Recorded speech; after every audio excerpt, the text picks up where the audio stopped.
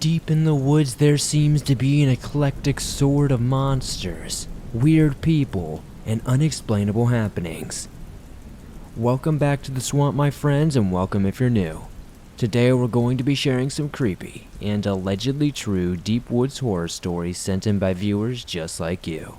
As always, if you have a story that you would like to share in a future episode, whether it's from the deep woods or something different, be sure to submit your story at swampdweller.net or the email you can find in the description down below.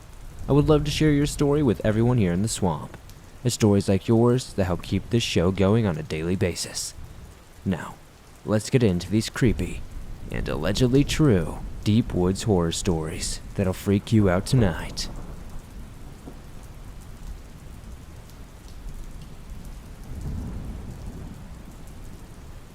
Hello, Swamp Dweller. My name is Daniel.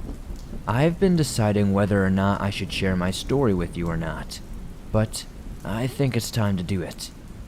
I believe I encountered multiple skinwalkers. One day, about 2 months ago, my friends and I were talking about cryptids and trying to hunt one down to get it on camera. So one of my friend's brothers, who I will call Chris, decided to plan a trip into the woods. So I told him we could go hunting for whatever was there. We would have to go in the dark, with only flashlights and a GoPro.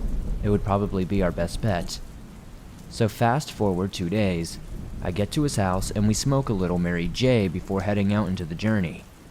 So we get to the field right down the road, and it just so happens to be where I feel very creeped out, when I'm alone at night riding home on my bike.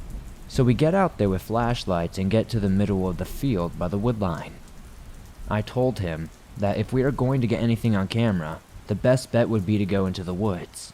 So we walk further down and go into the brush of thorns and trees. We pick a spot to sit and wait for something to happen. After about 10 minutes passed, we started hearing a noise that sounded like a deer running by the tree line. Then 2 more minutes go by, and we hear what sounded like a very big bird flapping its wings above the trees. What the hell was that? I asked Chris. But before he could even say anything, it sounded like a crowd of 20 deer running by the tree line. So Chris looked back at me, and I said, "Screw that, bro, we gotta get out of here." So we get up after the noises stopped and walked a couple of feet, but my heart dropped because I heard what sounded like a giant tree breaking not even 15 feet from where we stood. So I said we have to go now, and darted through the brush and out of the woods through the field. And this is when I would have my first glimpse at what looked like 4 glowing orange eyes in the trees. And so at that point we started walking, trying to calm down because my friend told me that we should act like we didn't see anything. But then I got the bright idea to look back from where we came. I saw what I can only describe as an old lady in a white dress standing in the spot where we saw those eyes in the deer before. I told Chris, I said, "Hey man, do you see that?" And to my surprise he said yes. And then he just said to keep walking. So I looked back again, and this time, whatever this thing was, it was running full speed at us now. So then we ran like hell to the house, shut the door, and hoped that this thing wouldn't come inside. We locked every door, every window, and made sure nothing was able to see inside. We didn't come out for the rest of the night. We tried to avoid going in the woods at night ever again after this as well. I'm not entirely sure how to really describe this experience other than that it was absolutely terrifying. I just hope that I was able to do it justice in this retelling.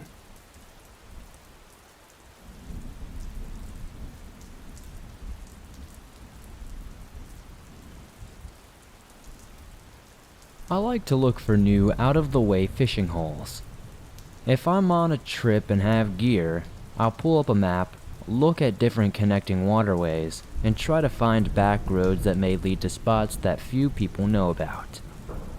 On one trip about 10 years ago, I'm in western Pennsylvania, and I'm looking for a road to connect me to this small, out-of-the-way stream I found on the map. I'm in the country, and it's not too lonely, but the houses are getting farther and farther apart, and the woods are becoming more and more prominent. I surmise that I am close to where this stream is supposed to be, so I turn down a dirt road that leads down toward a tree line in the direction I believe the stream to be. The route starts in okay shape, but as soon as I pass into the tree line, things begin to get weird. It's only mid-afternoon, but the canopy of trees is so thick that it suddenly feels like it's dusk outside. Then the road very quickly deteriorates, starts to close in, and then starts to vanish altogether. There are banks on either side of me, so I figure I'm on some old logging road that rarely, if ever, gets vehicles on it anymore. The quote-unquote road is getting worse and worse as I go on. Large rocks start appearing at random spots in the road, first sporadically and then more frequently. It's very unnatural looking. It's like they were placed on purpose. My car is four-wheel drive and I'm getting a little worried because the rocks are getting more prominent, and combining this with how tight the road is and driving around them becoming sketchy, I'm driving very slowly. Not to pop a tire or to make a wrong move and get stuck on the bank or something. The road suddenly takes a very sharp left-hand and downward turn. I creep along with this turn but stop as I see the road continuing with this weird downward trajectory. At this moment my gut starts telling me to turn around, but at this point I realize I can't. The road is not wide enough to do a 3-point turn. I could change it, but I didn't want to get my front end caught on something pushing over the bank or my back end going off the back either. I say, keep pushing forward, and you are bound to get just enough room to turn around shortly. As I drive this weird downward road with sharp curves and oddly placed rocks, I start to see items off to the side of the road. At first it was just garbage, bottles, boxes, wrappers, etc. Devastating enough to see in the woods. Then I start seeing toys. Kids' toys. Lots of them, like an uncomfortable amount. Then I start seeing clothing. Some of them look old and weathered, like they've been there for years, and some look new. The number of clothing I would see increased as I continued on. Then I start seeing mattresses. Not one random bed, but lots of mattresses. All over the place. There are dirty, dark stains on them. My gut is now screaming at me to get out, but I still don't have the room to turn around. While sitting there and trying to figure out my next move, I get that distinct feeling like I'm being watched. The moment that feeling hits me, I audibly yell at myself, "Nope," and I slam the car in reverse and drive in reverse, dodging all the random rocks and back up out of the sharp turns until the path levels out again. I go full F this mode and risk making a 3-point turn. My back end goes slightly off the bank and I slam back into the drive and pound the gas to throw myself back onto the road and out of whatever dark woods BS I had discovered. I have no clue what happened that day. Best case scenario, it was probably some deep woods meth den. I know that no matter what I'm doing, the moment my gut starts telling me to get out, I absolutely get out.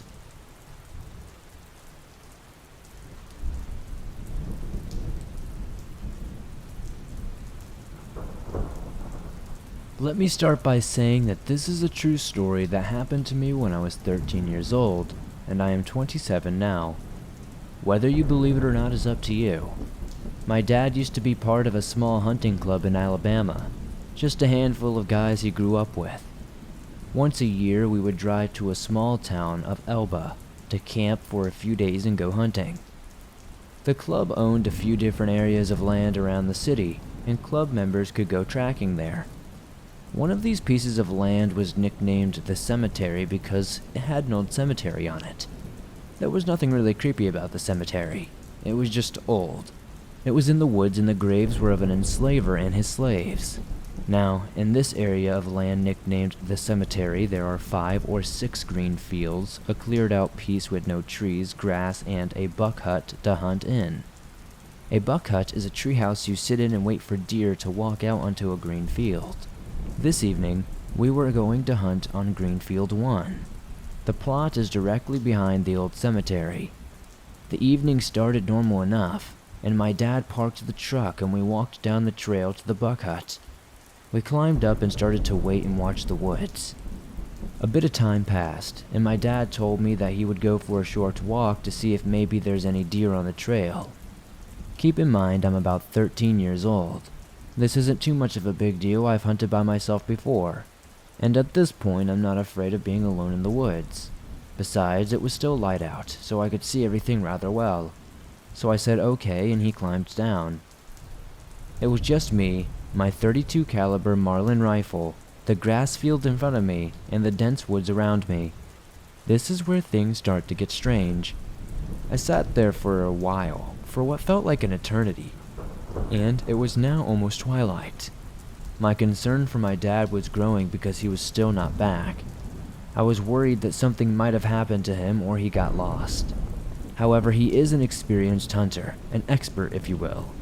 If he were lost, he would yell or fire off a shot, but the woods had been dead silent the entire time.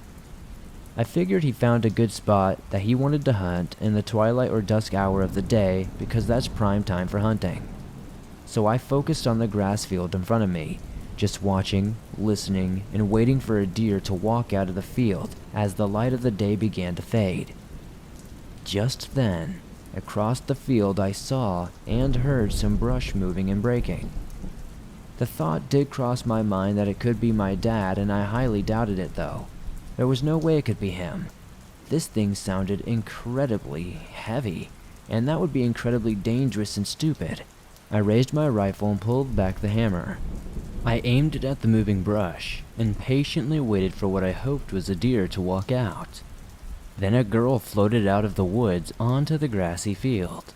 She was transparent white with a long flowing dress and long white hair. She sailed from one side of the field to the other and disappeared back into the woods. I watched her for a solid minute or two. I could not believe my eyes, and I was petrified. Now, I wanted my dad back instantly.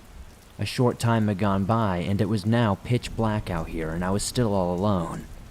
My concern for my dad turned into a panic, but I was too afraid to yell or look for him in the pitch black woods where I had just seen a ghost. I sat there for hours, terrified, all alone in the darkness. Thankfully, he finally returned. He acted as if he hadn't been gone for long at all. I asked him where the heck he went, and he said that he just went for a short walk up the trail, turned around, and came back. The timeline made no sense because he was gone for easily 2 hours. It was unlike him to leave me alone for that long. He was adamant that he was only gone for 15 to 30 minutes. We walked down the trail back to his truck, and I couldn't get out of there fast enough. The whole experience still confuses me to this day. Was the ghost I saw an old slave or enslaver buried in the woods behind me? Or something else entirely? Did my dad go through some sort of time warp? Maybe time sped up for him or slowed down for me. I don't know. I never went hunting there again, and I don't plan on returning to those woods at all.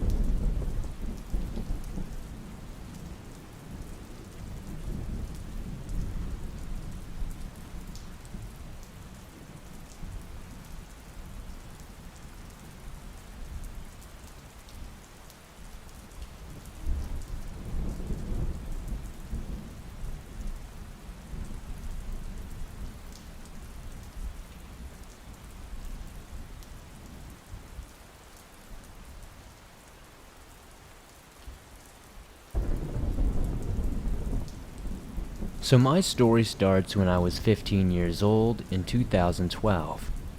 This happened with me and 3 of my very best friends, who I shall call Luke, who is 17, Lewis, who is 16, and Gary, who is also 15. We decided to go camping, and since our dads all worked in the military, we had access to some woods that weren't very far from our homes, maybe only 3 miles at most. Of course, we weren't trained on anything, but since I had spent some time in the middle of the Amazon forest, I was confident that I would be able to handle a night out here in the Brazilian woods. Since it was July, which is winter here in Brazil, it was cold, like 5 degrees Celsius, and things were going pretty much as you would expect from a camp in the woods. We were pretty much sat there and chatting until about 1 a.m. Then we decided to take shift in duos to watch out for tents for any animals or anything nearby. We were afraid of jaguars, but probably the most that could get near us would be some common capybaras in the region. At around 4 a.m., Gary, my duo, was outside the tent calling for me to stay up with him, but as it was so cold I wanted to stay inside, saying that no animal would go near us with the noise we were making. After about 5 minutes of the back and forth between us, we could no longer hear any forest noises, like crickets, owls, and twigs breaking from animals passing by. A feeling of uneasiness started to grow between us. Now, I know this whole thing of no forest noise and yada yada yada sounds a little cliche, but I swear this is real. When something weird is about to happen, it commonly falls silent in the woods. I can't explain it. With this feeling, we stopped arguing and started to pay attention to what was happening around us. We did not want to wake Luke and Lewis because we thought we were being silly at first, and nothing would happen. But then, we hear a scream from the middle of the woods. It sounded like a woman screaming, but at the same time it didn't. The cry sounded human, but something was definitely off. It had some animalistic tone behind it. It's hard to explain. I searched all over the internet and couldn't find a creature that even remotely sounded like it, as I firmly believed it was not a human screaming. Besides, what would a woman be doing in the middle of the woods, possibly alone at night? With the sound, Luke and Lewis woke up, a little disoriented, while Gary and I jumped out of the tent and grabbed some sticks. That was the only thing we could find that could serve as a weapon at the time.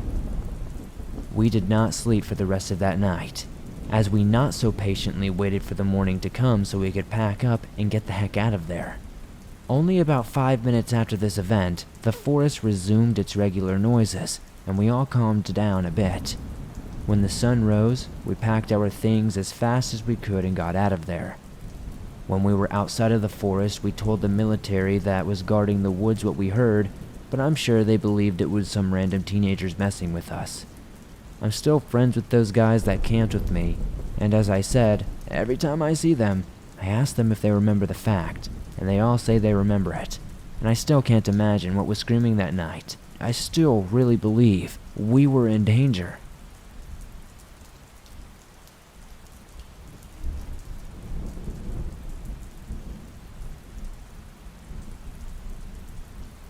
In August of 2019, I loaded a bunch of camping gear onto my bicycle and spent the next 7 months riding 5,300 miles around the United States.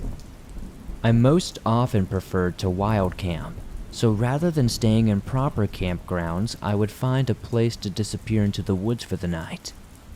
Sometime in late December, I was wild camping somewhere in rural Montana. I was quite a way into the woods, far from the nearest town. I went off into the woods and set up camp. After using the last few minutes of sunlight to eat dinner, brush my teeth, and write in my journal, I laid down to get some rest. Over the past month or so of sleeping in the woods, I had grown very accustomed to the nighttime sounds of the forest. The chirping of crickets, the croaking of toads can be very loud. There was always at least a slight breeze rustling through the trees. It was always a highlight of my night, though not exceptionally uncommon, to hear the distant yips and howls of coyotes, and one night I was very excited to hear 2 owls, one on either side of my tent, hooting back and forth. So that one night in Montana, it was alarming to be surrounded by a completely silent forest, with no noise coming from it at all. There was not a single sound to be heard. Even the air was dead still, with no breeze to rustle the dry leaves of autumn still clinging to the trees. It was honestly terrifying. On that night, there would occasionally be the snapping of a twig or some other such sound that would usually be lost in the other commotion. But that night, there was no background noise to mask the few sounds that popped up, so all of those little twig snapping type sounds seemed 100 times louder. On that trip, I slept in boisterous places. Like the night I pitched my tent right next to some train tracks that ended up being much more active than I thought. I shared a hostel room with a guy who snored and a bunkmate who talked in his sleep on the same night. But that night of absolute silence in the woods of Montana was the worst night of that trip that I spent 180 days on. It was the loudest silence I have ever heard, which terrified me. There was always a distinct feeling of being watched that entire night. Every time I closed my eyes, I just felt like I was going to be rushed by something. I can't tell you exactly what caused that feeling that night. Maybe there was a predator around. Maybe there was something more nefarious. But all I can say is be careful in the woods, because there's stuff that might just be out of the possibility of our understanding, lurking just behind the next tree.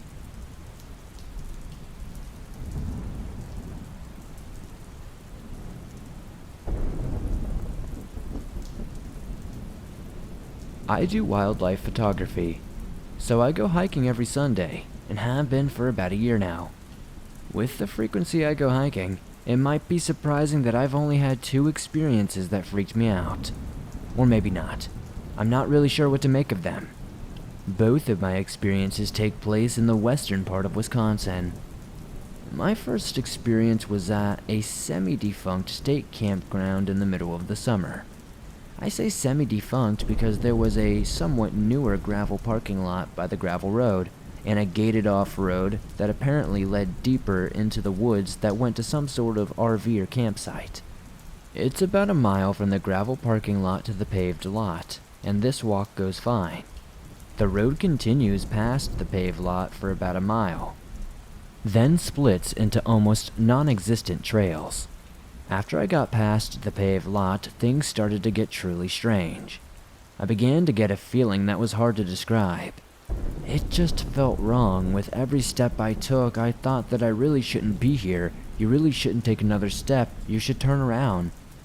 This feeling kept growing and growing in intensity until I got to the end of the road, and I couldn't take it anymore. I turned and went back because I felt this strong intensity. This feeling that if I went on the trail, something terrible would happen. The walk back to the gravel lot was fine, and by the time I got to it, the feeling was gone entirely, and I looked for agates on the gravel road. I will say I think the second one was probably just a deer, but I'll let you decide. This hike was in the early fall. I went off trail down a gully and followed a small creek. It was a good hike until I rounded a bend and saw a cave. My initial thought was to go check it out, but the nagging feeling was like, no, there is something bad in there. I was admittedly thinking more along the lines of a homeless person. As soon as I turned away, I had that same feeling of being watched that many people describe in these stories, and I just had to get out of there.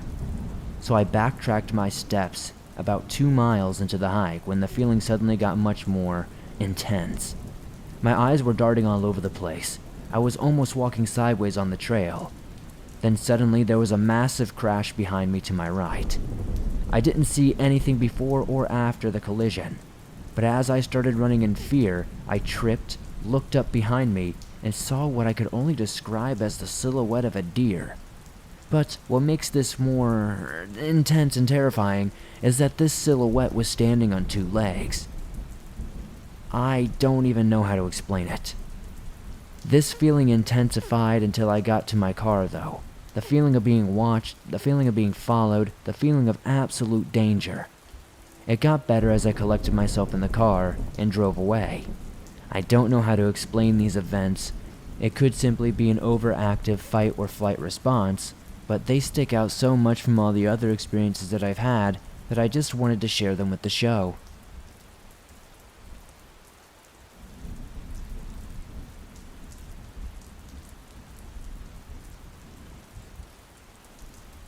Thanks for listening to these creepy and allegedly true deep woods horror stories sent in by viewers just like you. As always, if you have a story that you would like to share in a future episode, be sure to submit your story at swampdweller.net or the email you can find in the description down below. I would love to share your story with everyone here in the swamp. It's stories like yours that truly help keep this show going on a daily basis. If you enjoyed these stories in this episode, please be sure to hit that like button as it helps a ton. If you're listening to this on Apple Podcast or Spotify, please be sure to give this a 5-star rating over there as it helps me out a ton. If you're new to the swamp, why not join us? Be sure to subscribe and turn on notifications to not miss a new episode as I upload them nearly every single day on all things natural and supernatural. If you're on the go but don't have YouTube Premium but still want to download and listen to your favorite Swamp Dweller scary stories no matter where you are, you can download them absolutely free from Spotify, Apple Podcast, Stitcher Radio, and pretty much anywhere else you find your favorite podcast online. If you'd like to support the swamp outside of all that, maybe check out the merch store. We have t-shirts, hoodies, and more cool stuff.